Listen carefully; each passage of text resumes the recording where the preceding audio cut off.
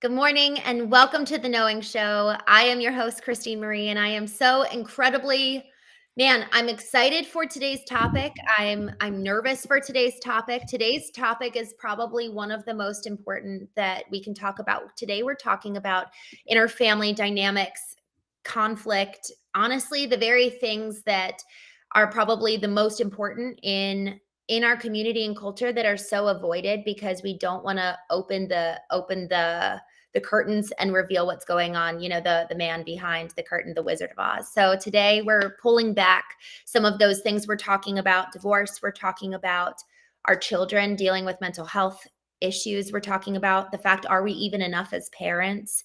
And I can think of no one better to talk about this than Joshua B. Lee, who holds so much love for his family, who honors and leads them well, just like how he does with his business. He is so incredibly successful as an entrepreneur, but more importantly, and I really believe this, more importantly, he is a successful dad and husband. So Josh, I'm so happy to have you. Thank you for joining us today. Of course, and you don't know what that even by you saying that, leading with being a dad, like, and Mm, husband, like, that means more to me than anything. 'Cause that's the business is just, what allows me to be able to be the dad that I wanna show up for my kids every single time. So, I just for you mm. for that introduction, thank you.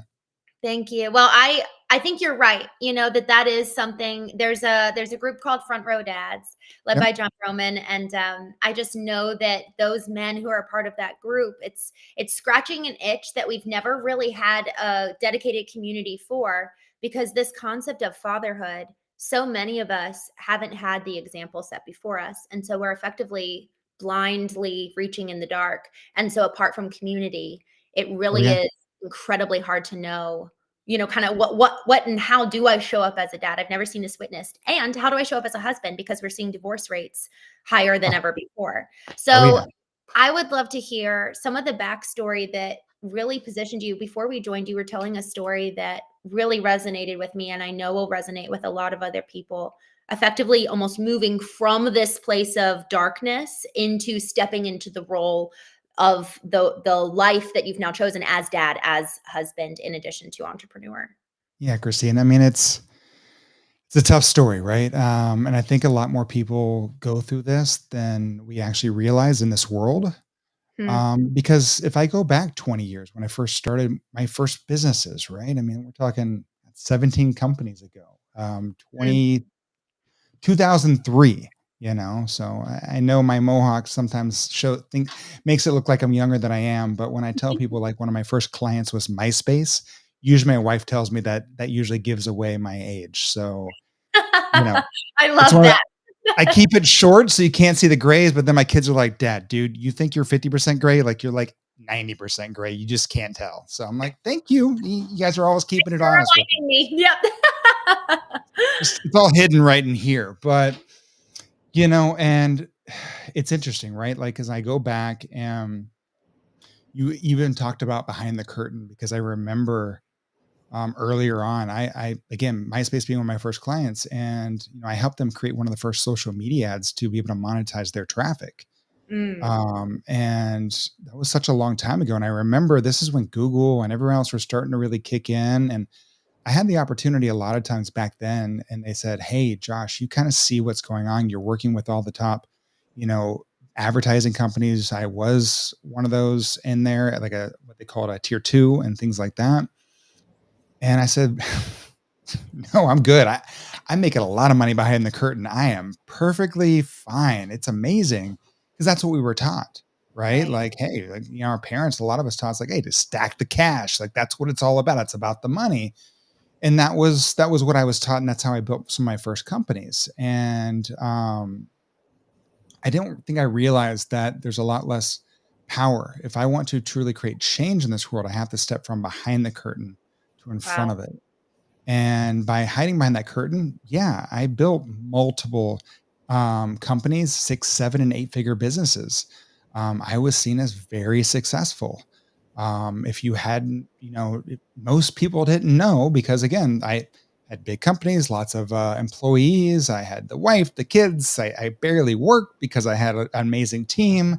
I traveled the world, and there was still a point where I wasn't happy. I mean, when you look back at those things, I was 40 pounds overweight at what they consider my most successful. And most Mhm. people, in this world, success is deemed on monetary value. Hmm. And I think that's a problem, right? Because most successful, 40 pounds overweight, my friends have become monetary. I had no vision about where I was going. I just knew where I was at in this. And I was doing this whole world of this whole that we are all taught, like work-life balance. Right. And I was partying as hard as I was working. And this wasn't healthy.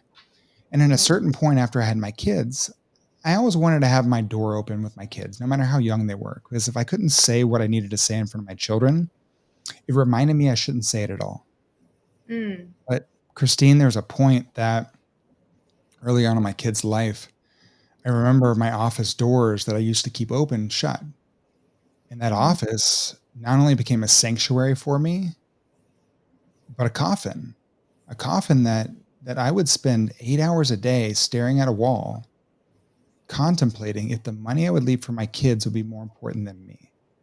Because Wow. that's where I felt. Wow. And that's hard. That's hard to think back. And that was a little over 10 years ago.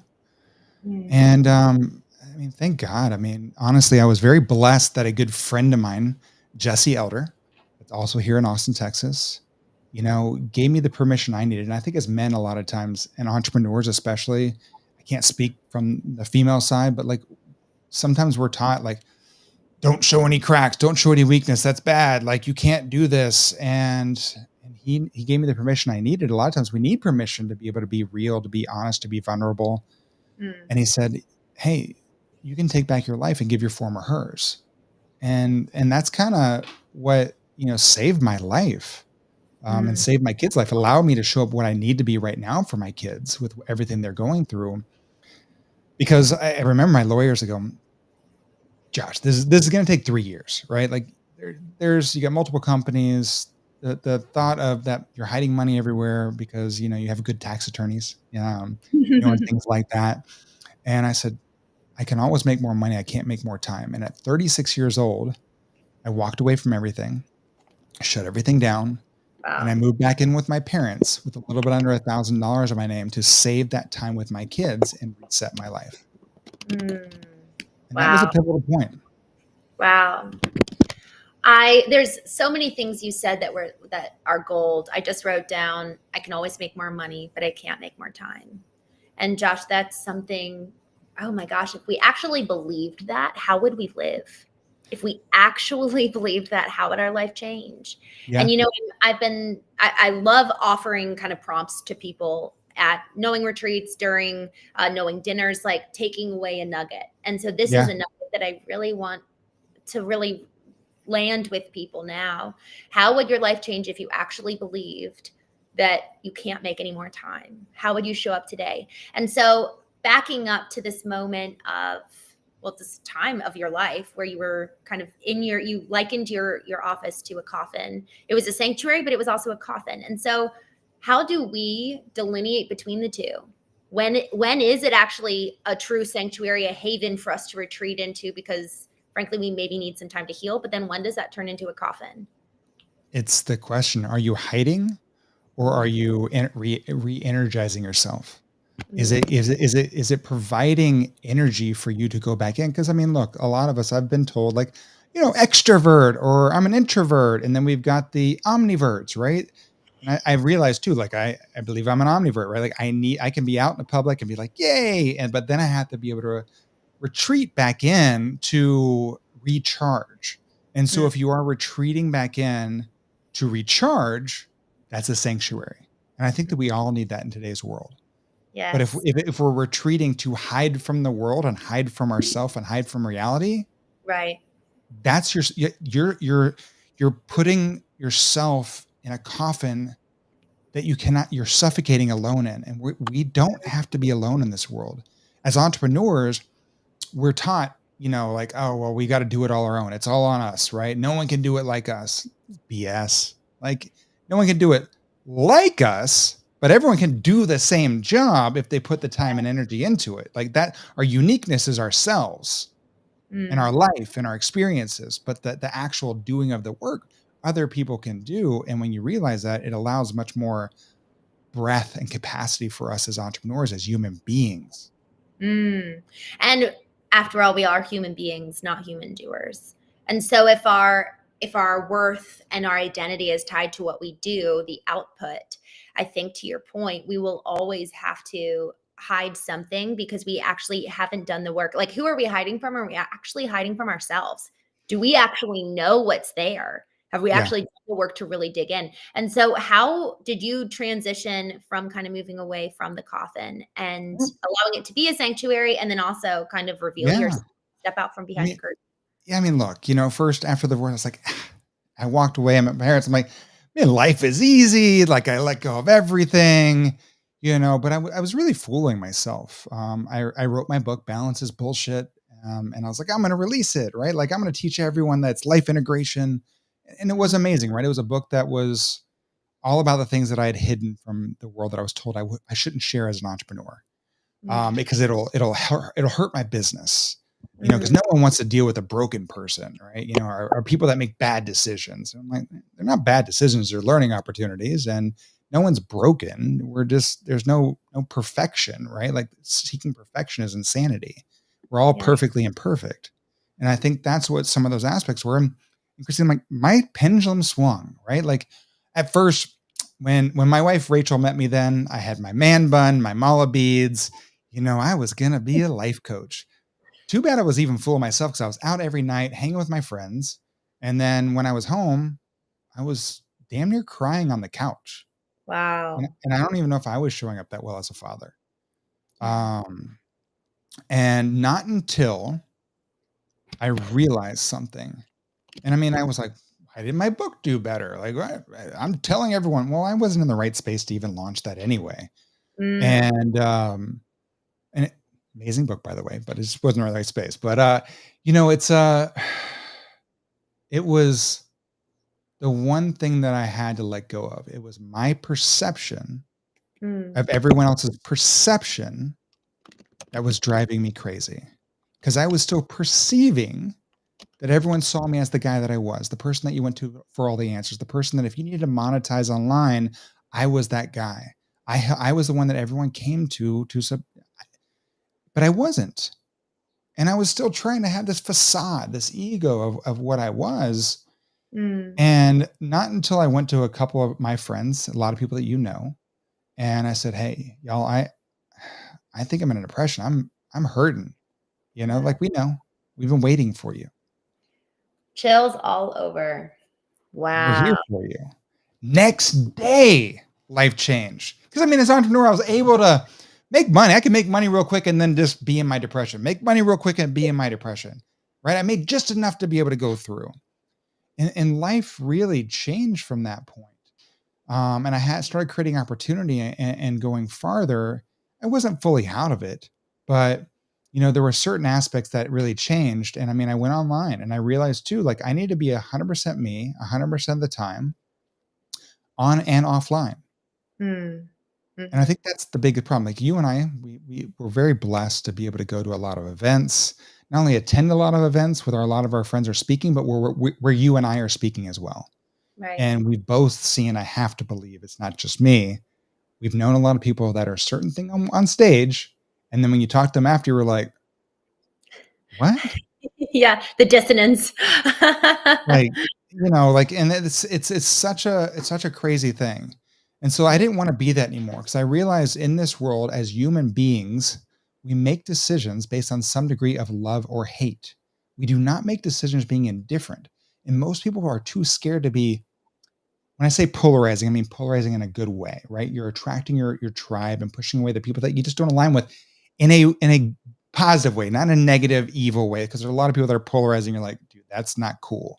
Right. And when you realize that, you're gonna be okay. Like there's gonna be some people that if I'm doing my job, and again, I'll bring back Jesse, because he told me, he's like, look, if you're really doing your job, you got to be able to drink your hater aid, right? Mm, Because you're going to have those haters out there, and you got to be able to drink that. Because if you want advocates that love you and will die for you and will stand for you, you're going to yes. have the people that also you're going to piss off, and Yeah. that's when you're standing in your truth.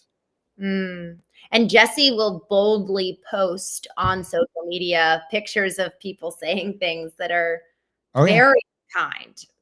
Yeah. One yesterday, it was almost dark. You're like, wow, that's so sad, you know? And I think that there's something about having the goal to face that down. Jen Gottlieb does this as well, where she will record and actually look at the things that people say that are negative to fuel her. I read this book by Patrick Bet-David, Choose Your Enemies Wisely. And it's effectively, if we have an idea around the gas in the tank, and it's not just by the, oh man, I'm gonna prove them wrong, but to your point, it's love or hate, love or fear. And Yeah. so we can look at it through love and maybe even make them an avatar in some Yeah. way. Like, man, maybe this message actually is for this gentleman who really is hurting right now. What was We don't interesting, know. Right. we Yeah. know, and even in Jesse's post yesterday, he actually reposted and said, "Hey, a few people have reached out to me.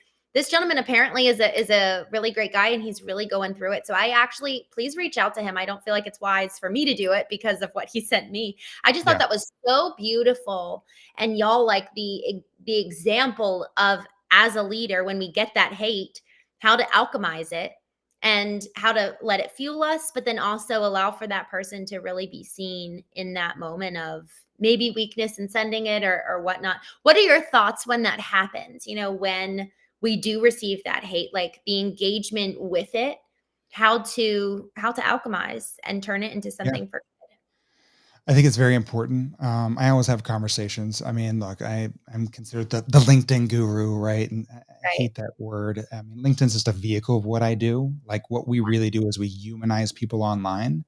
Because I spent so many years monetizing, and I Mm, realized I had a shift, right? Like monetize. I didn't want to monetize the web anymore. I needed to humanize it, especially in this world of AI. We needed to be able to bring power back into humanity. Because mm, as humans, we have more power than ever before because of AI. It's a tool. And so how do we use that? And that's mm, where you talk about these haters going through. Like, I mean, they'll go through and just use automation because like, oh, it's AI now. I'm good. And it's like, no, this is not the way to be able to do it. And you have to be able to, my wife says this, and I forget where she gets it, but it's not call people out, call people up. mm. Right? How do you call them up? Right? Yeah. And be able to, because calling them out doesn't do anything, right? Like that's like you're just, two wrongs don't make a right, right? And that's why I try and tell my kids all the time. I'm like, like, you want to stoop to their level?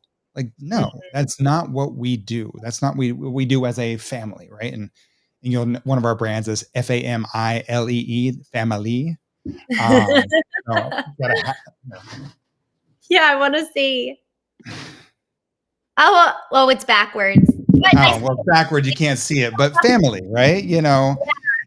And this it. is And for those of you who don't know, Lee is Josh's last name, which I love. So yeah, that's yeah. so And I funny. mean, look, I went through having kids originally. My friends were all like, "You should name your kid absolutely, positively." Oh And I'm my like, "Yeah, okay, yes, I get Lee as an sounds like LY at the end of it. It's super fun. After a while, it got very exhausting, but God. I finally used it in a way that actually made sense, right? So, we're good.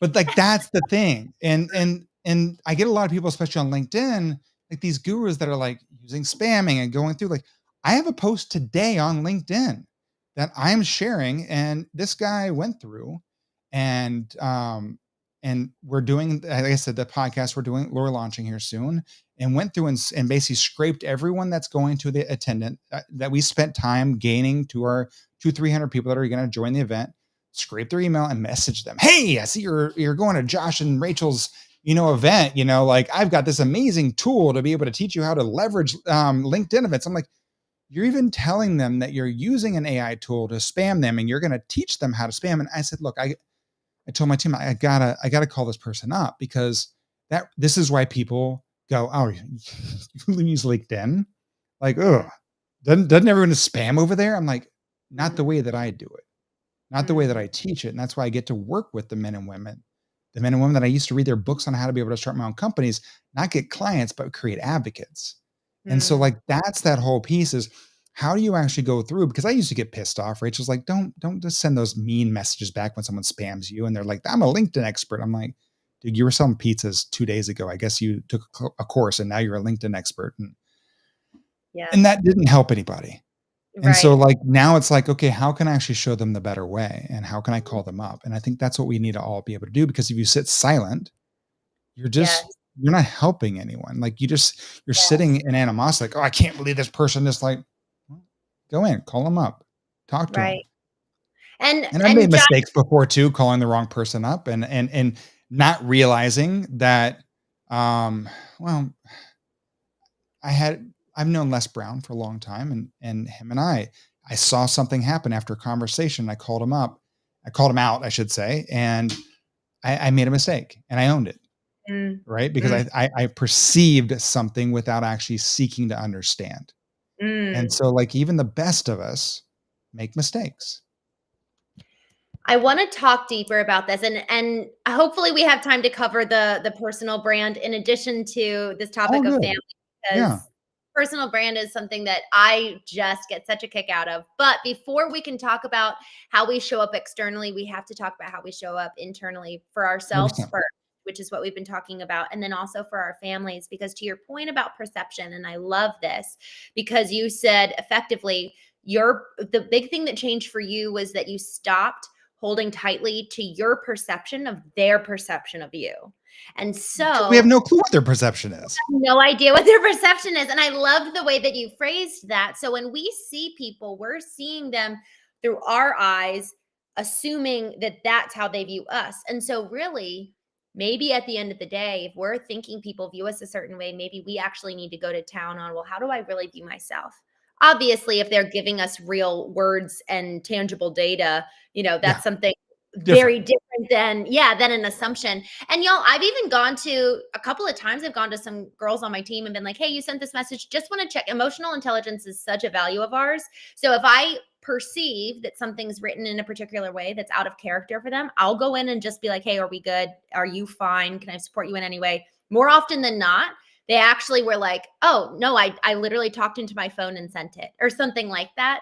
But it's helpful to have that touch point to ensure that our perception is accurate. Josh, this whole concept is so critical. Yeah. It's so important because so often we're not seeing reality. And so, how does this shape the way you engage with your kids and kind of the inner family structure of things? Massively. I mean, as I mentioned earlier, like we've been going through a lot as a family over the last year and a half, almost 2 years. And not only do I have a 16 and 13-year-old, but I also have a 22-month-old with Rachel.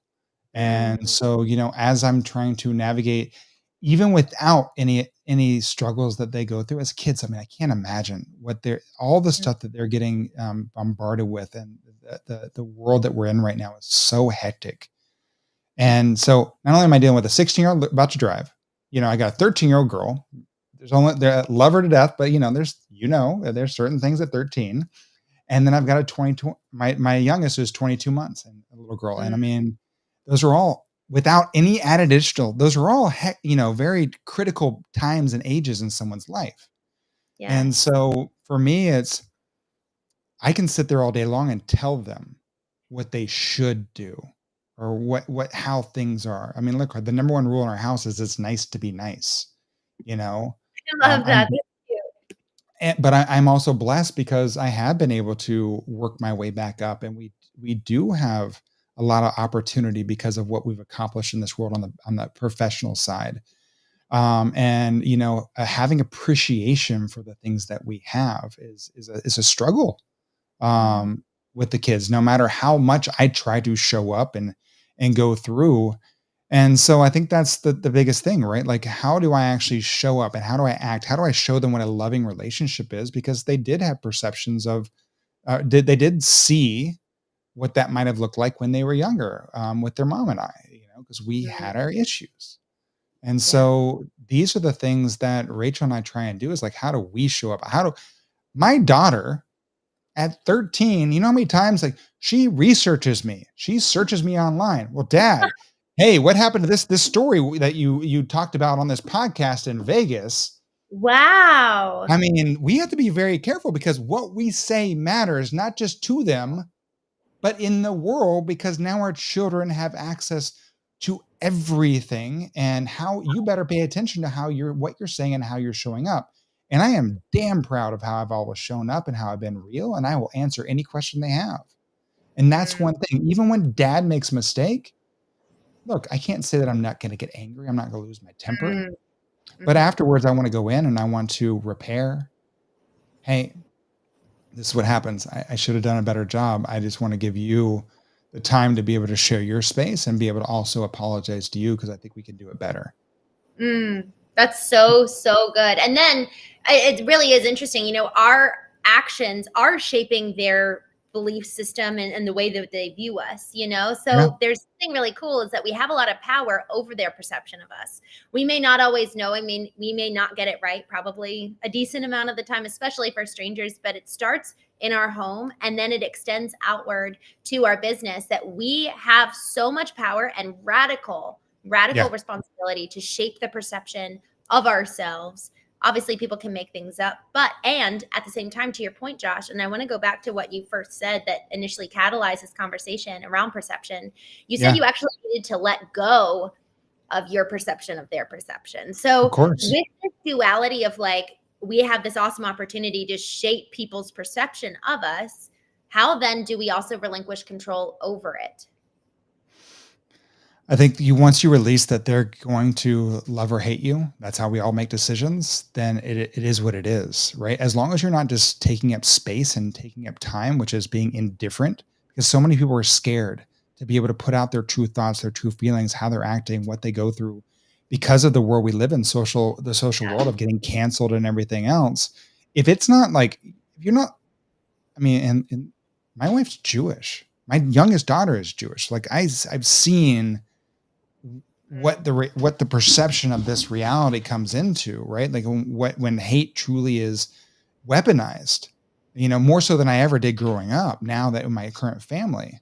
And so I think that's important, right? I want people to be able to stand for something. And if you're not standing for something, you're standing for nothing. And if you're just creating content for content's sake, Christine, I'm telling you, too many times on a Friday night, Rachel and I are going through Netflix and she's like, if you don't pick something soon, we're spending more time trying to choose a show than actually watching something. I swear I'm gonna, and like, but that's everyone's like, oh, I've got, and now with AI, like I can create tons of content.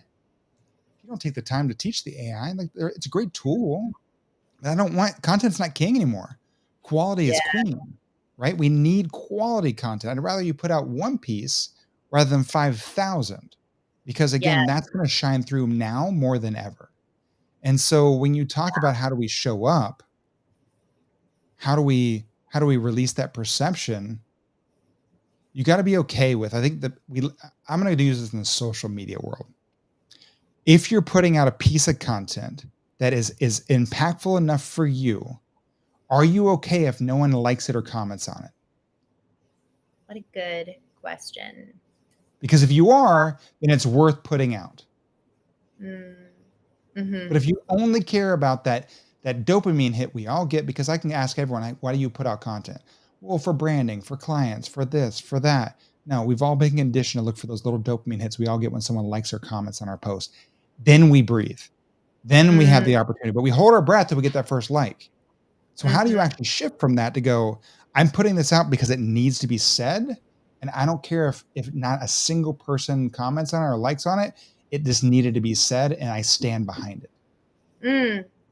I'm so grateful you said that, Josh, because those vanity metrics, man, it really is dangerous. If we're doing it, who are we doing it for? I think that that's another kind of prompt, as we Yeah, walk away from this conversation.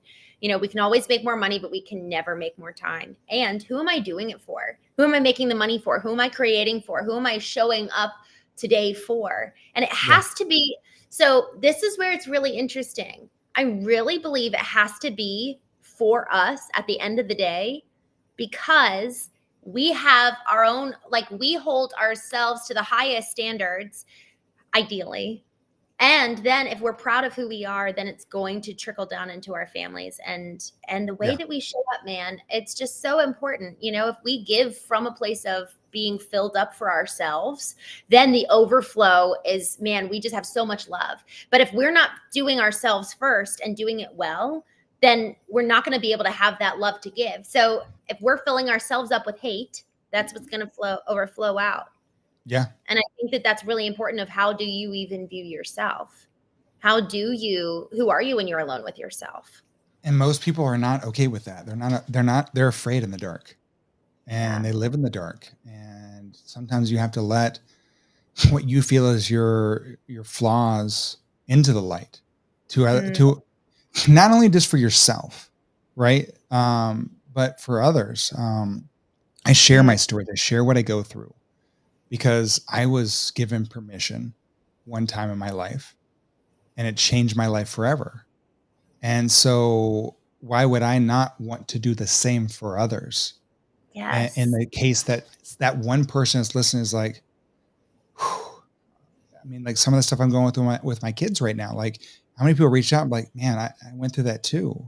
I didn't, I've never really shared that. Yeah. And thank you. Like I just, it's been a weight inside my chest Mm, forever. And mm, so this is the thing, like that's and this is where you have to kind of understand is like it's not all about us, right? And this is yeah. why I look for advocates, not clients, right? Like Mm, an advocate will bring me thousands of opportunities. If I can change someone's life, the ripple effect. Like I tried to change this world on my own, Christine. Damn near killed myself trying to do it. I know I mm, cannot do it alone. I have to have amazing men and women like yourself to be able to make this world better, not only for my kids, but future generations. And the yes. only way to do that is to show them who I truly am, all Mm. imperfections and all, perfectly imperfect, and stand up, and it's going to be okay. It's so good. I loved your point about what hides in the dark. Shame hides in the dark. And it's only when we bring the light and effectively open, the curtains and we can step out. And it's going to be messy. I think that that's something that we have to really understand. I really have been getting a kick out of Theodore Roosevelt's Man in the Arena speech over the last month and a half. I read it again on my live yesterday. Not all of it, just a Nice. section of it. But man, it is so scary to get into the arena for the first time. And then once we make it a habit and we're used to stepping out, and being vulnerable and being brave, it's putting in the reps and practicing so that we've actually cultivated the mindset and the muscles to actually go in and show up.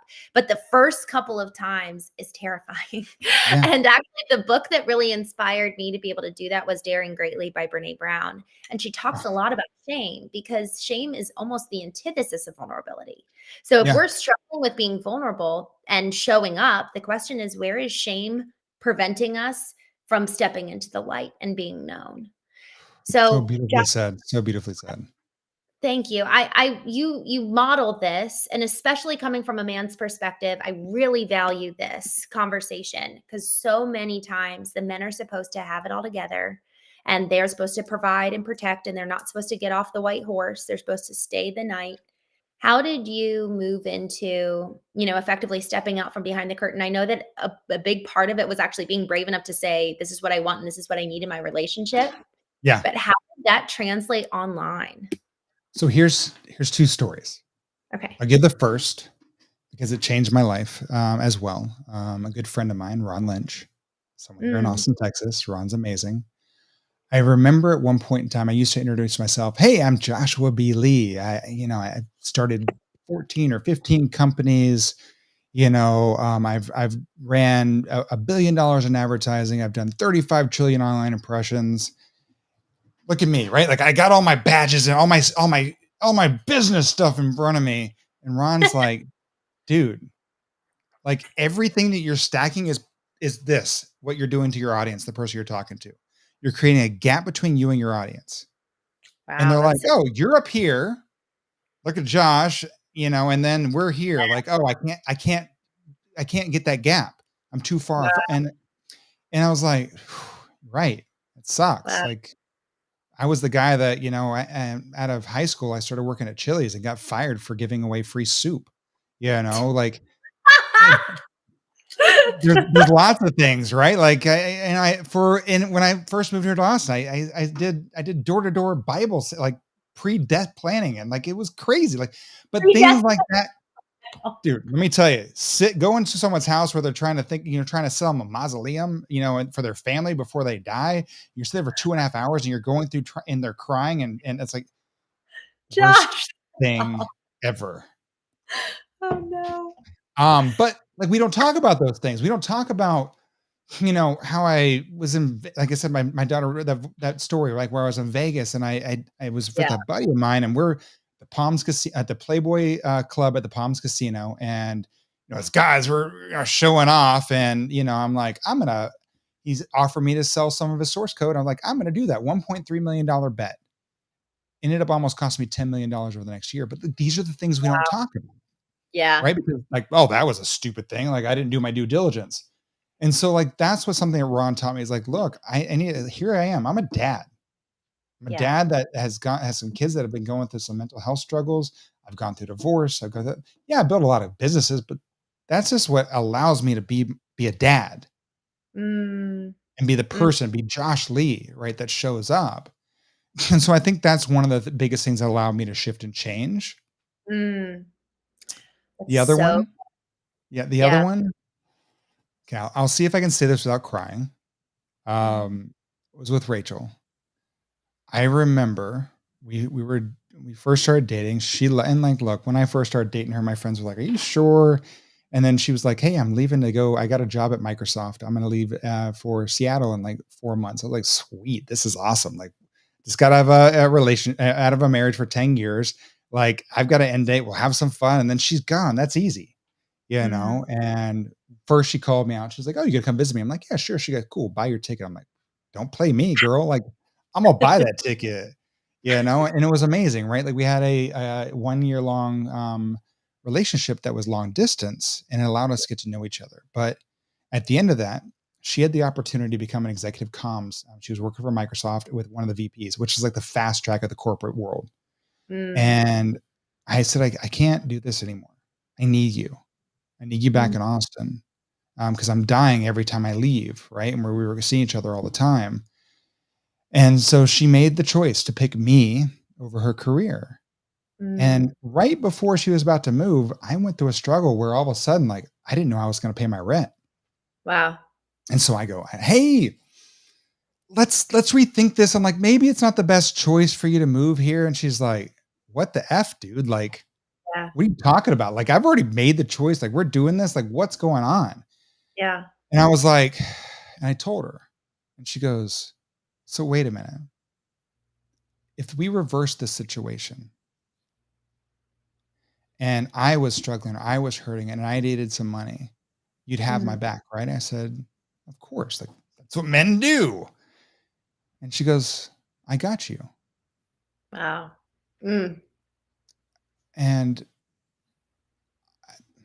mm. I've never had anyone other than my mom in my Yeah. life ever say that to me. I was always the person that had everyone else. And for her Mm, to come in and say, "I got you." And she gave me those couple months that I needed to be able to reset, to be able to get my feet back underneath me and allow me to be able to rebuild. wow, I Josh. can never thank her enough. And that's when I knew I fell in love with her even more so. And I needed to Mm, marry this woman because like that was such a shift and change. And we've had that ever since. No matter mm, what we're going through, what we're struggling on, either one of us, we've always got that other person's back. And let me tell you, Christine, in a world that we live in right now, to have someone that you can depend on in business, because now she left corporate and now she's been with us at Standard Authority for almost 4 years, and in mm. life, living that one life, not that business life and that personal life that we're taught, that work life balance, because that's like Yes. having two different personalities. We I have love one life. We have to live it that way. And I get that. that opportunity to do that with her. Oh my gosh. I've never heard that perspective, Josh. I love that we have one life. There's this line from a song. I love it so much. It reminded me of Steve Sims when he passed, and the line goes something like this: "I want to live this one wild life and I want to rip it apart." Yeah. And man, it's one life, And so the question is, You've got the 24, and guys, this sounds so cliche, but it's so critical that we actually do this work of, here's my 24 hours. What percentage is being, okay, so sleep, food, that alone takes up probably 10 hours. That takes I'm like, that's wild when we really think about it. Wow, I'm Yeah. spending almost 50% of my life, and then add in the gym, I'm spending 50% of my life taking care of my body. Yeah. So then, let's make sure that the food is actually healthy. Let's make sure that we're actually getting good quality sleep. All those things. Am I drinking before I go to sleep so then I don't even have good sleep? Because we're spending 50% of our time without intention. We're doing something to this physical self. We have to survive. So are Yeah. we actually doing our job there? And then for the other 50% of the time, where is it going? How are we spending this precious one life? And how and what does it look like for you to rip it apart? And just, man, like, get engaged with your life. How much are we hiding behind the curtain versus actually living it? Josh, that's the most, man, I love that. We live one life. It's not integrated. It's not work-life balance. It's one life. How do Yeah. you hold yourself to the highest standard to ensure that you're living a life you're proud of? Man, I mean, here's the biggest thing. Can I go to bed feeling accomplished every night? Right? I think that's Mm, the biggest thing most of us that, how are you going to sleep well? Like when I wake up in the morning, like it's a massive shift. Most of us don't feel accomplished. We, yes. we feel like Yeah. we've left so much on the table. We didn't get it done. We weren't busy enough. Yeah. And if I can be able to, and Rachel and I, we do our best. I don't want to lie and say like, oh, we never go to bed angry. We do our best to never go to bed angry, and have a conversation no matter what happens, because we run a company together. We live a life together. We've got 3 kids. 2 of them are her stepkids, right? Like there's a Yes. lot of stuff. And now my kids are with us 100% because of some other issues that have happened. So Mm, like, there's a lot that happens in this world. And if I can go to bed telling each one of my kids that I love them, give them a hug, if I can make sure that I do that same thing with my wife, I know everything else is going to work out. I remember telling Rachel one day, I said, look, I yeah. love all the nice stuff. It's great. I got, as I mentioned earlier, I get my daughter's Labubu. She's stuck above my thing. So they're just like, they got to be in your podcast, Dad. I'm like, So cute. I'm like, great. Like I'm the dude that has, the viral Labubu things above my head, but whatever, and, um, but that's all. Like I remember telling Rachel, I said, look, as long as I got you and you got me, I could be Mm, living in a ditch and I'd be fine because I know we can always start over. I've already started over before. yes. So like all Right. this other stuff is just extra. So how do we show up every single day, our truest selves? That is our personal brand. That is what we Yeah. stand for. And I want people to understand that. And like I don't hold back online. I don't hold Mm. back anywhere. It's like this is it. And you're gonna love me or hate me. That's how you make a decision in this life. And I'm gonna be okay with it. With that whole concept of we live one life, then that allows for us to bring the business practices into the personal, and the Yeah. personal depth and empathy and authenticity into the business. So that, to your point, we're showing up at every single touch point consistently. But then it allows for so much intentionality in the home. That's one of the Yeah. things that I've seen so often, even just in coaching people directly, but then also in working with the executive brands. It's like it really all kind of falls apart at home. And Oh, so all the bring it, time. here's our values, here's our mission as a family. To your point, if I can say consistently that I love them and that they know that and they believe it, everything else is going to fall into place because Yeah. those values are going to be the ones that show up online. They're the ones that are gonna stick with me through thick and thin, right? Like, I mean, friends come and go. I hate to say it, it does. We shift, we grow, and some others don't grow, right? And I think on the business side as well too, Christine, like we hear all this whole thing. Oh, well, you're on LinkedIn. You're a B2B, business to business. Or, oh, it sounds like the other product you're working on is a B2C. I'm like, screw all that. There is no Yeah. B2B or B2C because guys like me 20 plus years ago made that to diversify ad spend, right? And Mm, like you're just classifying yourself. Like this allows us to get more money from you. yeah. Everything is H to H, human to human, because every company is run by another human being. And as Yeah. human beings, we look for commonality. So Mm, how are you showing up? Because guess what? There's 1,000 other LinkedIn experts. And again, I hate the LinkedIn expert stuff out there, but Do you connect with me? Oh, Josh is a dad? Me too. Oh, Mm, Josh has went through divorce and open about it, or hey, he's had struggles, or he does this, or he lives in Austin, or works out, or whatever it might be. Loves, y'all can't see it, but a massive sneaker collection, right? Like whatever it is, right? Like that's why people want to do business with other people, other human beings. And like yes. that's how we have to be able to show up. Because Mm, I'm looking to go from what I call my door to the couch mentality, rather than knocking on your door going, "Hey, I'm Josh. I'm here to, I don't know, your neighbor's buying windows down the street, whatever, I'm here to, sell you too." Or Christine, you and I are sitting on the couch, which we have done mm, recently at the Driven conference. And you're just like, "Oh, what's going on?" We talk. And like, even if I have like a hat, you're like, "Oh, tell me more." Because of that yes. commonality, that bond that we build by being human on and offline and being vulnerable, not Mm, authentic, because marketers ruin that too. But mm, vulnerable, our yeah. truest self, that allows people to ask about us to be able to build that connection. Because what we have to do in this world today is we have to have conversations, because Mm, conversations build relationships, and relationships create opportunity in business and in life. mm. However you see that opportunity, but that's where it starts. Conversation, relationship, opportunity. Joshua, thank you so much for your time. This is one of my favorite conversations. No surprise. I should have expected that this would be wonderful because of who you are. So thank you, my Thank you. friend. I'm so grateful for what you've given to us. Any last words before you leave? How can people learn more about you and Stand Up Authority? I mean, look, if I love, as I said, having conversations. Surprise, surprise, LinkedIn is one of my favorite platforms. The one thing I do not do is play Pokemon on LinkedIn, right? I'm not trying to catch them all. This is why everyone's like, "Oh, LinkedIn sucks. I have spam messages and my feed sucks." It's because you just hit select and connected with everybody, and you hit send blank connection requests. So what Yeah. I push everyone to do is not only so I can get to know the people that are listening, your audience, Christine, but to get to know you better is to send me a personalized message on LinkedIn telling me why they listen to the knowing, why they Mm, love you. And that mm. way I get to know them and then be able to share those amazing stories with you as well.